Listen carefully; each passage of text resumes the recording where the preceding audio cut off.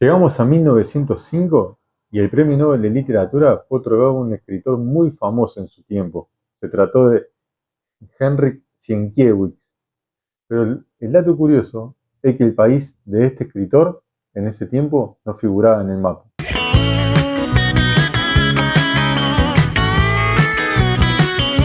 Espero que no se escuche el ventilador, pero acá sigue haciendo mucho calor en San Pedro. Vamos a arrancar el video, como es costumbre y como nos permite el reglamento del Premio Nobel, vamos a hablar de los nominados en este premio en 1905. El que ya viene siendo un candidato eterno, León Tolstoy, estate atento a las redes porque vamos a sacar algo sobre él. También estuvo Selma Lagerlöf, la escritora sueca, que lo va a ganar en 1909.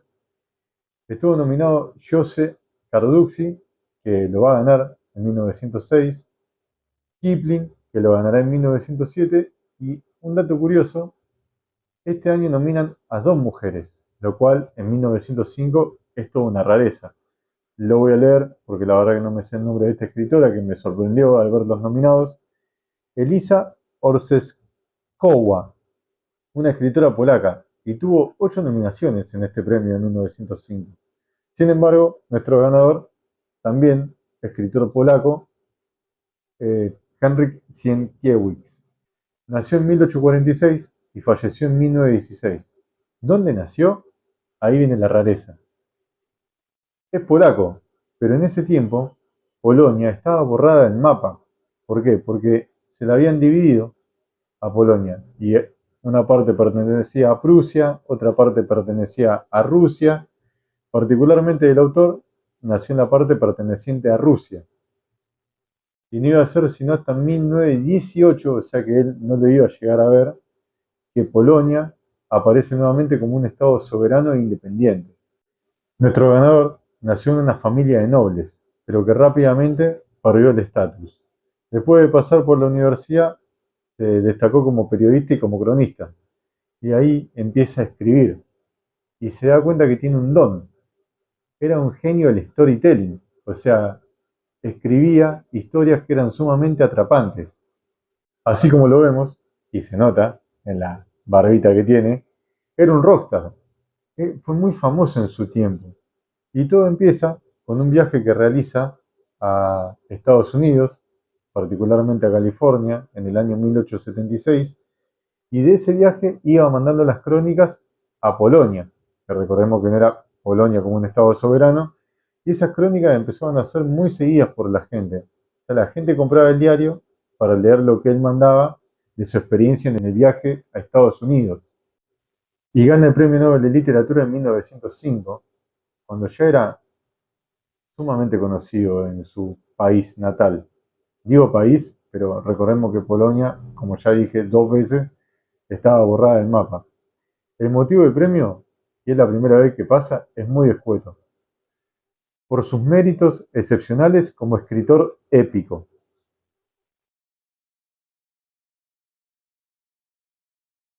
¿Y por qué como escritor épico? Porque en un momento de su carrera, el autor elige mirar hacia el pasado. Y ahí cobra relevancia como un escritor que se convierte en un furor de masas. ¿Por qué? Porque escribe una trilogía. 3 obras que iban a narrar la historia de determinadas guerras llevadas adelante por Polonia en la lucha de esta independencia que estaban buscando. Las obras fueron A Sangre y Fuego, publicada en 1884, El Diluvio, publicada en 1886, y Un héroe polaco, que va a ser la obra de la que vamos a hablar en el próximo video, publicada en 1888. Como los nombres los dicen, son un indicativo: A Sangre y Fuego, Un héroe polaco, El Diluvio. No sé de qué va la obra, bueno, sé de qué va porque es lo que estoy diciendo, pero no tuve la suerte de leerla. Pero no están hablando de conflictos bélicos, de cosas casi heroicas.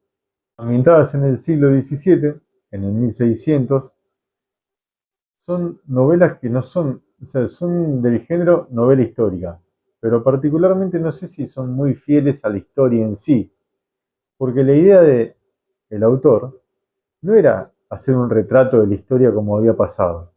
Para eso tendríamos un historiador, como fue Mommsen en el premio de 1902.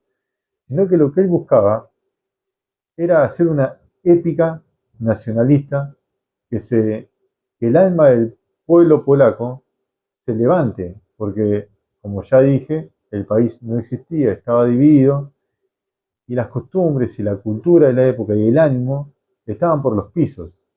Entonces aparece este tipo a querer levantarlo a través de estas obras. Y acá nos vamos a detener, porque al momento de elegir hacer una biografía, lo que tratamos de representar son a las personas que están detrás del premio. Personas de carne y hueso que llevan adelante una vida, que escriben obras, y recordemos que el Premio Nobel de Literatura tiene como fundamento un mayor beneficio para la humanidad. Y si bien eso se discute, cuál puede ser el mayor beneficio para la humanidad, tal vez sea dejar algo en la. Dejar algo, o sea, transmitir algo y que eso sirva para otro algo, digamos, pero porque es un término muy general. Pero en este caso, este autor levantó el alma de un pueblo y eso es un montón. Y te dije que acá nos íbamos a detener porque estas obras, la trilogía Sangre y Fuego, El Diluvio y Un héroe polaco, así como le dieron mucha más fama, mucha más relevancia, lo hicieron masivo, sumamente masivo, lo leían desde la clase baja hasta la clase alta. Es más, cuentan las crónicas de la época que él fue publicando las obras en el diario. Pues era como que iba sacando capítulos en el diario. Y que la gente se agolpaba en el lugar en el que se vendían los diarios para llevárselo. Y como no todos podían comprar el diario, había uno que lo leía a viva voz. O sea, esto era el Netflix del 1800. Y la gente verdaderamente que seguía la historia. Y no solamente eso, iba siguiendo la historia y se iba sintiendo mejor. Iba recuperando las costumbres, iba recuperando la autoestima que estaba por el piso. Pero esto, así como le trajo fama, también le trajo algo que hoy en día lo conoceríamos como hate.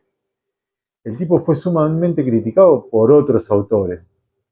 ¿Qué era lo que le criticaban? Además de que debe haber envidia mediante, lo que le criticaban era que él estaba haciendo un relato, que no era fiel a la historia en sí. Entonces era casi como una discusión teórica. ¿Es novela histórica? Si está tan solo haciendo un relato en el que pone muy arriba todas las aptitudes polacas y presenta a los enemigos como personas simples, casi como cavernícolas que iban a la batalla totalmente sacados y violentamente, como mucho tiempo se representó a los vikingos, por ejemplo, decían, no, no, pero esto no, este tipo está mintiendo, está haciendo una obra de lo que tendría que ser un relato histórico. Y de ahí vino principalmente la crítica. Es más, la crítica fue muy criticado en su tiempo. Dicen, o por lo menos lo que estuvimos buscando para armar este capítulo, que le pegó mal, como a todos le puede pegar el hate, le pegó mal, pero bueno, trató de salir adelante y en eso viene el premio en 1905. Imagínense el triunfo que habrá sentido. Pero podemos pensar en la mente del autor, él no estaba idealizando a los héroes polacos y simplificando a los enemigos sin darse cuenta. Tal vez era el motivo principal que él tenía, porque había nacido en un país que estaba borrado del mapa, y él no quería hacer un retrato histórico. Él lo que quería convertir, o en lo que quería convertir su texto, era en una épica nacional. Y bueno, y un poco es esto la fama, ¿no? Así como te tienen allá arriba, también te tienen abajo.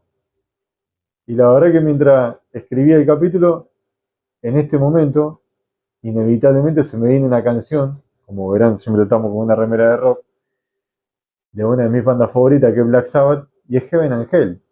El tipo, así como conoció el cielo, también tuvo que andar por los infiernos. El autor fue partícipe de hacer creer a una nación que podían ser un Estado, que sus costumbres y su cultura no estaban desaparecidas. Y ahí es donde uno dice, eran personas de carne y hueso. y convencieron a un montón de personas más de seguir siendo un aglomerado de gente con costumbres y culturas que compartían.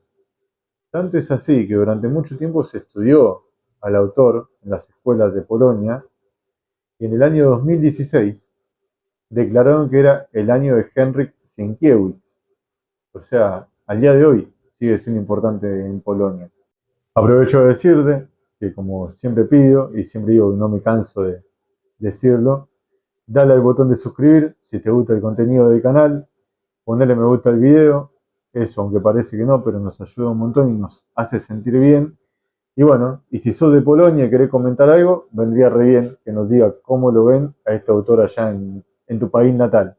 Y si no, siempre bienvenido el comentario que nos sume algo o que abra un debate, que en teoría es lo que importa. Poder debatir ideas, por más que no sean en el mismo sentido.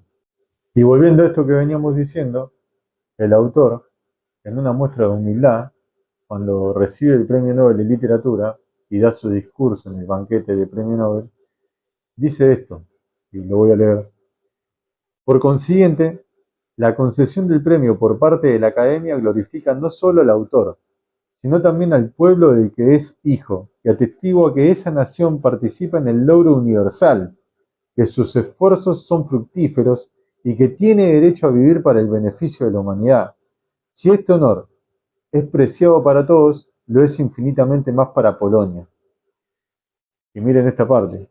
Se ha dicho que Polonia está muerta, agotada, esclavizada, pero aquí está la prueba de su vida y su triunfo. Al igual que Galileo, uno se ve obligado a pensar, Epur si move. Sin embargo, se mueve. No sé si se dice así como está acá. Cuando ante los ojos del mundo se rinde homenaje a la importancia del logro y el genio de Polonia. Claramente para él, el premio, además del reconocimiento personal, fue el reconocimiento a todo un país. Y bueno, ¿qué más te puedo decir? Se casó en 3 oportunidades, 2 mujeres le fallecieron, y la obra que le dio la fama mundial fue Quo Vadis, que es de la que habitualmente se habla, que habla de la persecución a los católicos en el Imperio Romano, cuando estaba el emperador, creo, Nerón. Y bueno, dato de color para justificar que esto fue una biografía.